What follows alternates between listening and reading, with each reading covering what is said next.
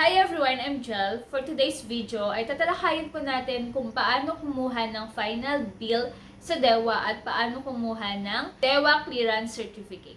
Kung bago lang po kayo sa channel ko, please don't forget to subscribe at i-click nyo na rin po ang notification bell para updated po kayo sa susunod na vlog ko. Sa vlog na to, ituturo ko po sa inyo ang step-by-step process kung paano kumuha ng final bill sa DEWA at final clearance certificate. Lalo na kung paalis po kayo ng UAE o lilipat po kayo ng bahay o patapos na po ang kontrata ninyo sa flat nyo.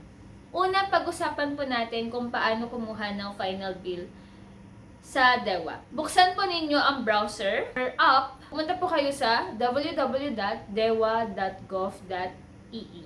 Step 2, mag-login. Gamitin nyo po ang yung DEWA account number o ang UAE Pass. Kung wala po kayong account, pwede po kayong mag-register. Pero yung case ko po, bago po ako nag-login sa DEWA, tumawag po muna ako sa DEWA customer number at ito po yung number nila. Para sure po ako na mabubuksan ko po yung account number po at matutulungan po nila. Step 3, once nakalagin na po kayo sa DEWA ninyo, ito po yung i-fill up ninyo sa online. Sa una po, makikita ninyo ang review details, yung mobile number ninyo, ang registered email, at ang confirmation ng registered email po ninyo. And the next one, i-click nyo lang po kung anong araw po kayo magla-last day. Kung kailan nyo po gustong i-disconnect ang inyong DEWA. Ilalagay nyo rin po yung time. And ilalagay nyo lang po yung refund to. Kung gusto nyo pong ilagay sa bank. And nilagay ko rin po dito yung IBAN number ko. And after that, gumawa rin po ako ng letter para maging legitimate or authorized yung pag-request ko ng pag-move out ko sa DEWA.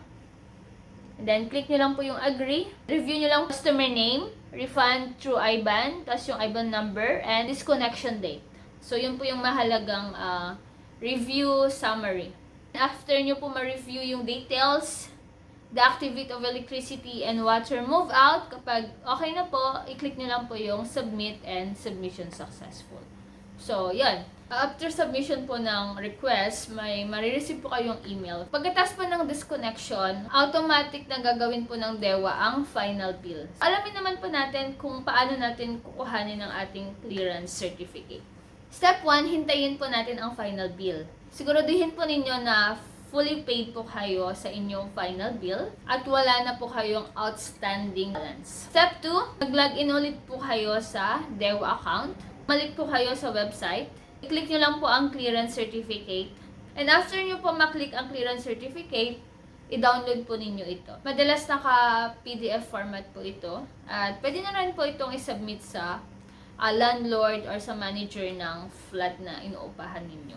Important reminders po, siguraduhin tama po yung pag-move out ng date. Bayaran po agad ang final bill. Lagi nyo pong i-check ang inyong email para sa updates. Save at i-print nyo po ang iyong clearance certificate from DEWA at pwede nyo na po yung i-submit sa landlord. Yun po yung mga steps kung paano kumuha ng final bill at kumuha ng clearance certificate from DEWA. Sana nakatulong po ang vlog na to. Kung may mga katanungan po kayo, mag-comment down lang po kayo at magre-reply naman po ako. At huwag niyo po akong kalimutang mag-like at mag-subscribe sa aking channel. Salamat po sa panonood. See you next vlog. Thank you and God bless!